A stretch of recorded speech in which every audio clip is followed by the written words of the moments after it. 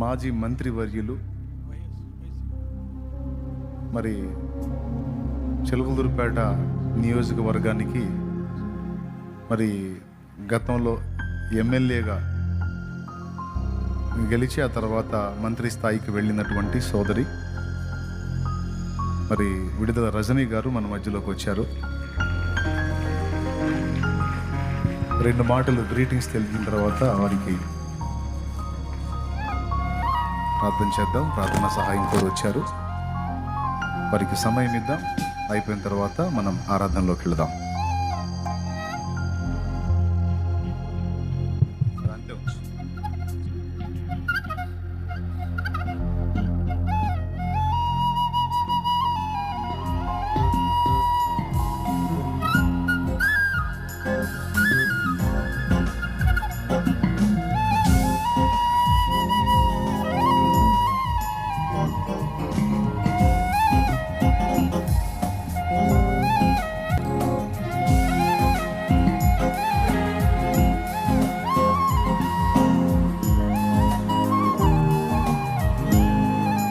Hallelujah, praise the lord.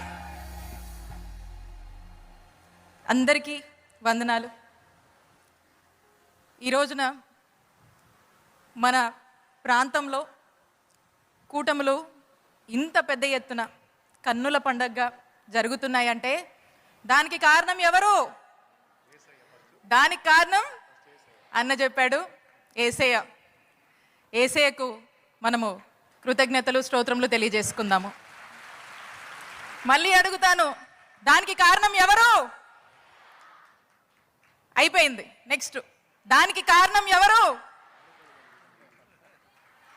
Yes, దానికి కారణం యేసయ్య మహిమలో మరి ఆయన వాక్యంలో మీ అందరినీ కూడా మీ కుటుంబాల్ని సంతోషంగా అనుక్షణం శాలమన్నకు ఏ కష్టం ఉన్నా, బాధ ఉన్నా, ఆరోగ్యం బాగున్నా, బాగాలేకపోయినా, ఇంకోటైనా ఏదైనా సరే ఆయన మాత్రం మీ మధ్యకు రావటము, వాక్యం చెప్పటము, మిమ్మల్ని అందులో స్వస్థపరచడం అనేది ఆయన ప్రథమ ధ్యేయంగా జీవితంలో పెట్టుకొని మరి ముందుకు వెళుతున్నటువంటి వారి ఘనత అని కూడా తెలియజేస్తున్నాను.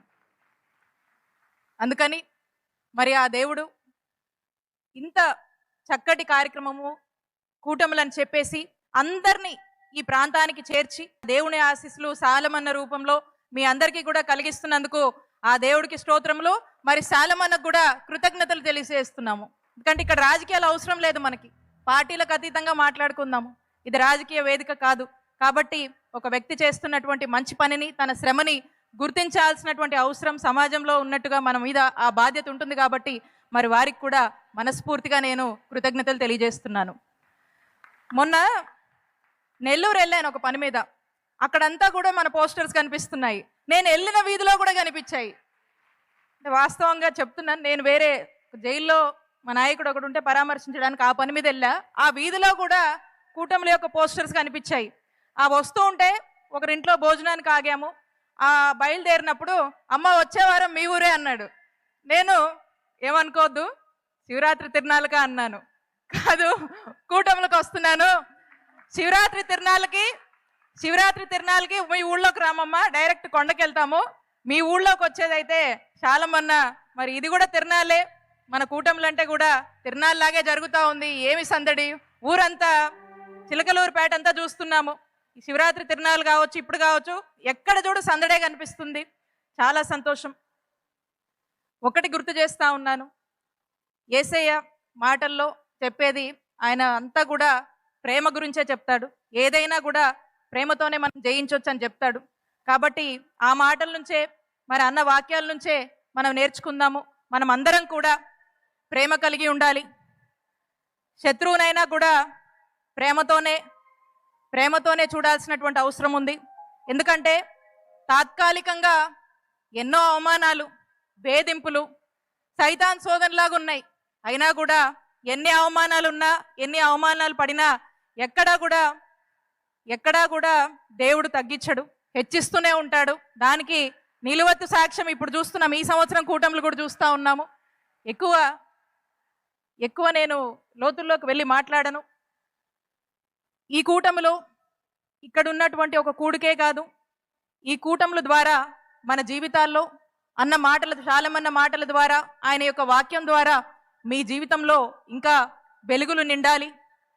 ఎవరైతే కన్నీళ్లతో బాధలు పడుతున్నారో మరి వాళ్ళందరూ కూడా శాలమన్న మాటల్లో సాక్షులుగా మారాలని, ఎవరైతే బాధల్లో ఉన్నారో ఆ బాధలు శాలమన్న వాక్యం రూపంలో సంతోషాలుగా మారాలని, ఎవరైతే బలహీనతతో, ఆరోగ్య సమస్యలతో, ఇంకా ఏవో ఇబ్బందులతో బాధపడుతున్నారో వాళ్ళందరి బలహీనతలు శాలమన్న వాక్యం ద్వారా శక్తిగా మారి మీరందరూ కూడా బలపడాలని మనస్ఫూర్తిగా కోరుకుంటూ, మరి అందరం కూడా ఇంత చక్కగా, ఇంత ఘనంగా ఈ ప్రాంతానికి సేవ చేస్తున్నటువంటి ఈ ప్రాంత ప్రజలను తన వంతుగా తన వాక్యం ద్వారా వారి కుటుంబాల్లో సంతోషాలని, జీవితాల్లో ఆనందాన్ని నెలకొల్పేందుకు కృషి చేస్తున్నటువంటి శాలమన్న మీద ఆ భగవంతుడు యేసయ్య మహిమ మరింతగా కుమ్మరించాలని మనస్ఫూర్తిగా కోరుకుంటూ, ఆ మహిమ మన ప్రాంత ప్రజలందరికీ, ఆ మహిమ మన ప్రాంతానికి, మన ప్రాంత ప్రజలందరికీ కూడా వారి యొక్క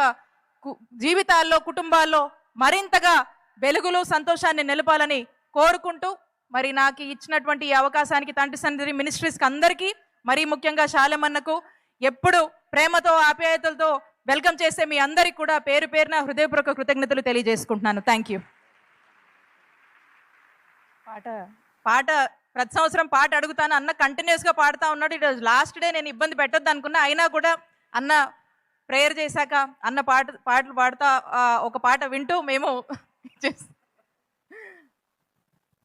సోదరి కోసం ప్రార్థన చేద్దాం.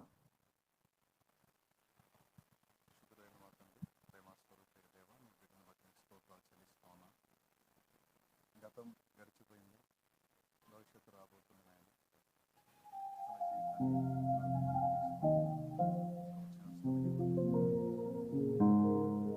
లోకంలో అందరూ హిందువుల పక్షాన్ని మాట్లాడుతున్నారు.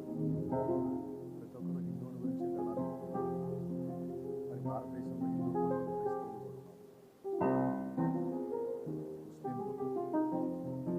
ముస్లింలు భిన్నత్వంలో ఏకత్వం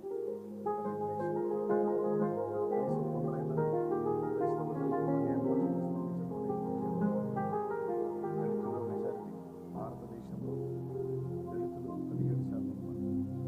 అందులో దాదాపు చాలా మంది క్రైస్తవులే ఉన్నారు.